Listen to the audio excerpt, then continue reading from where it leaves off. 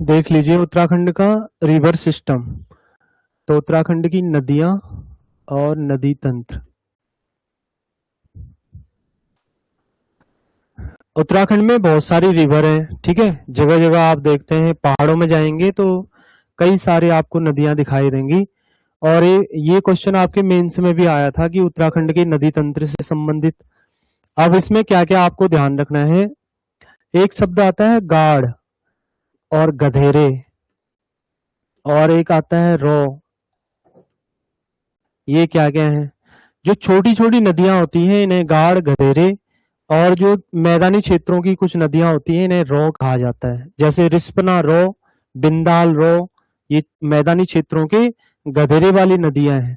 और पहाड़ों में जो छोटी नदियां होती हैं उन्हें गाढ़ गधेरे कहा जाता है। गाढ़, ठीक है। बड़ी नदियां तो नदियां हैं और ये गाढ़ है। अब नदी तंत्र में रिवर सिस्टम में आप देखोगे एक होती है मुख्य नदी, और उसके अलावा अन्य जो छोटी नदियां होती हैं उसकी सहायता करती हैं। तो सहायक नदियां हैं उसकी, सहायक नदियां।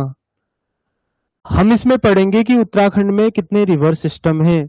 आपने उत्तराखंड का लोगो देखा होगा, राज्य चिन्ह देखा होगा, और राज्य चिन्ह में आप देखते हैं कि इसमें 4 धाराएं ऐसी दिखा रखी हैं। इस तरह से ऐसी 4 धाराएं दिखा रखी हैं।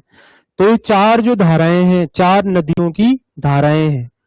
राज्य चिन्ह के ऊपर तो पर्वत जैसे ऐसे हैं, इस तरह से ये लोगो आपने देखा होगा, बहुत जगह लगा रहता है। इसके नीचे जो 4 नदियां दे रखी हैं, ये कौन कौन सी नदियां हैं? इसमें एक गंगा नदी है, गंगा नदी, और एक नदी है इसमें यमुना नदी, यमुना, और इसमें एक नदी है काली नदी, काली, और इसमें एक नदी है गंगा यमुना काली और पश्चिमी रामगंगा, वेस्ट रामगंगा। ये नदियां हैं इसमें, ठीक है। ये 4 नदियों की धाराएं दिखाई गई हैं। और 3 पर्वत श्रृंखलाएं हैं, अशोक की लाट है, और बीच वाली पर्वत श्रृंखला ज्यादा ऊंची है। 3 पर्वत श्रृंखलाओं के नीचे 4 नदियों की धाराएं हैं। वो 4 नदियां आपसे पूछी जा सकती हैं, ये नदियां हैं। अब इसमें देखो यही 4 रिवर सिस्टम भी हैं उत्तराखंड में, 4 ही नदी तंत्र भी हैं।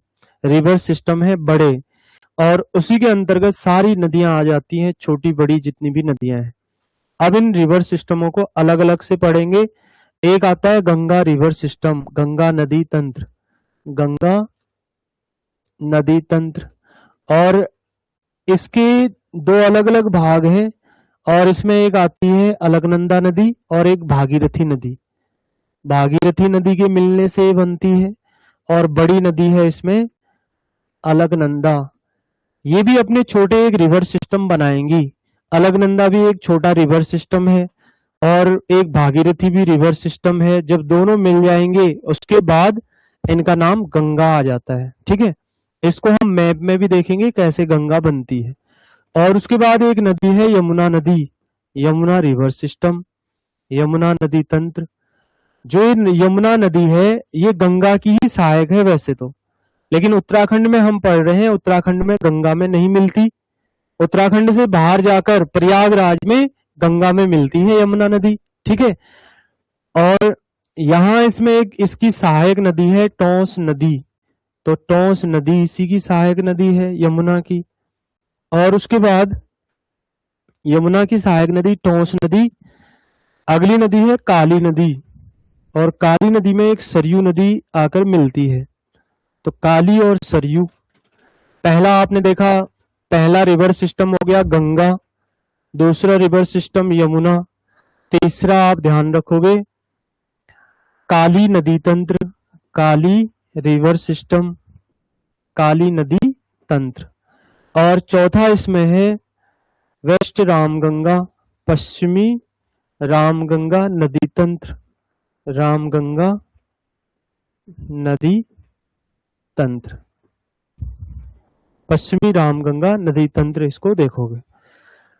अब इन चारों को हम जब पढ़ेंगे अलग अलग करके, उत्तराखंड के मैप में हम समझेंगे कहाँ कौन सी नदी बहती है। अगर आपसे कभी पूछा जाए उत्तराखंड में कितने रिवर सिस्टम हैं, बड़े हैं 4 ही, ठीक है। गंगा, यमुना, काली और पश्चिमी रामगंगा। इसमें भी काली के साथ में एक छोटी नदी सरयू, सरयू रिवर सिस्टम बनाती है इसी में। इसमें पश्चिमी रामगंगा के साथ में कोसी नदी मिलती है, इसमें कोसी, ये नदियां इसकी सहायक नदियों में है। हम इनको पढ़ेंगे, अभी बहुत सारी नदियां होंगी एक नदी की सहायक नदियों में। इतना समझ में आ गया, ये 4 नदियां हैं।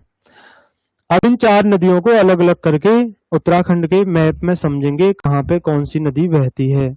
ठीक है, तो देखो इसमें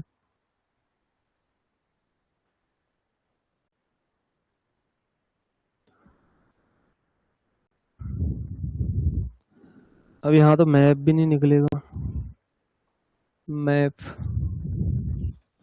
मैप ऐसे ही बनाना पड़ेगा फिर। चलो इसमें देख लीजिए,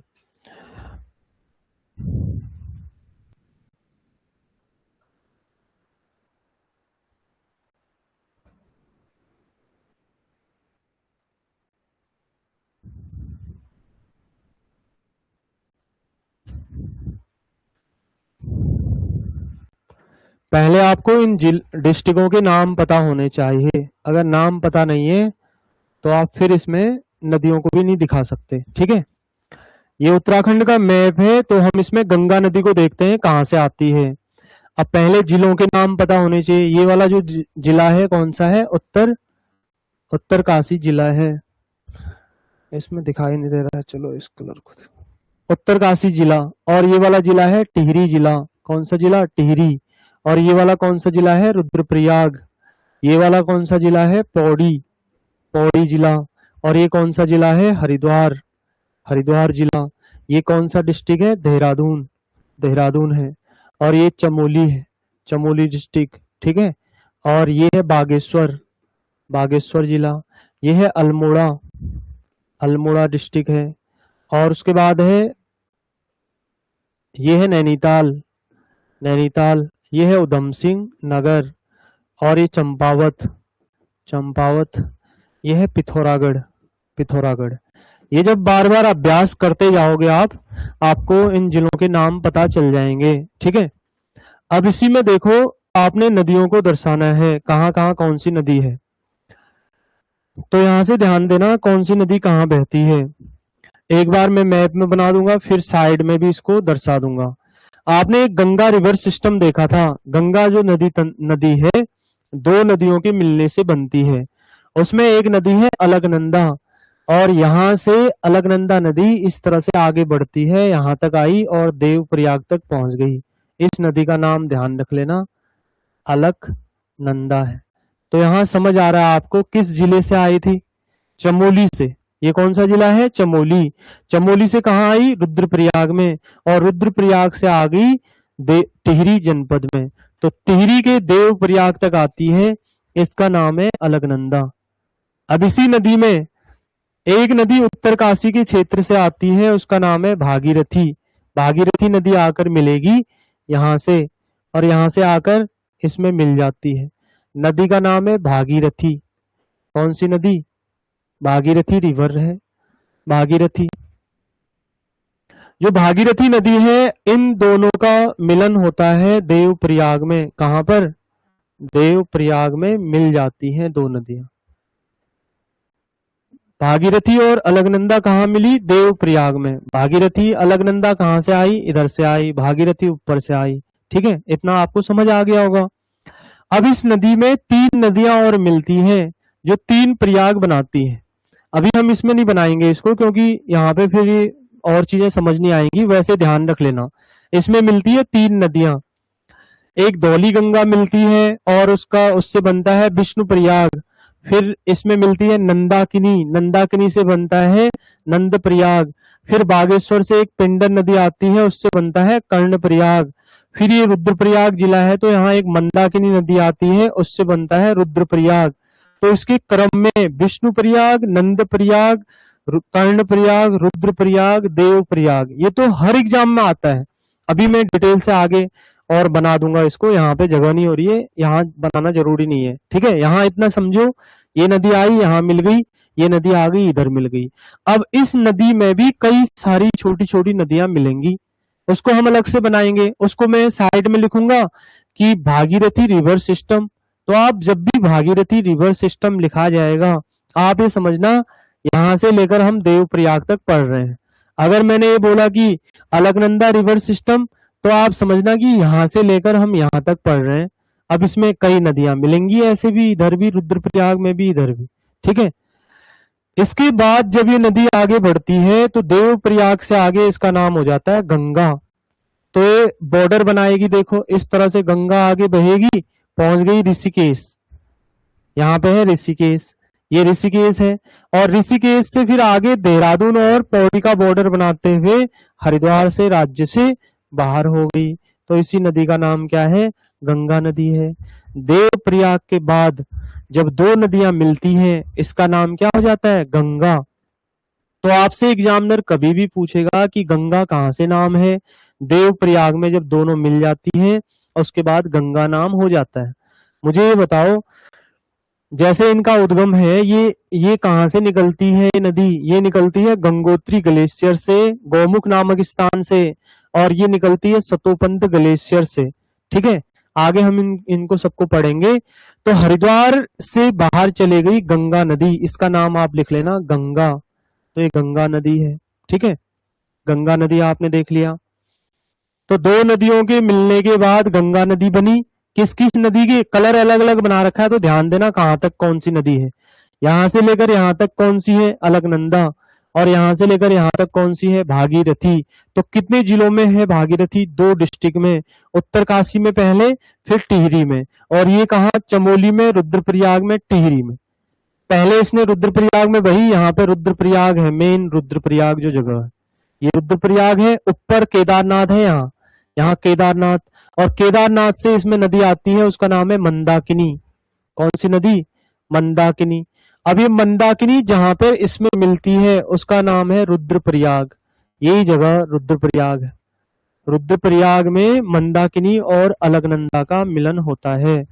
अगर यहाँ पे जगह नहीं हो रही है तो इसको बनाने की जरूरत नहीं है, बाद में बना लेंगे। तो आपके 4 धाम इन्हीं नदियों के किनारे हैं।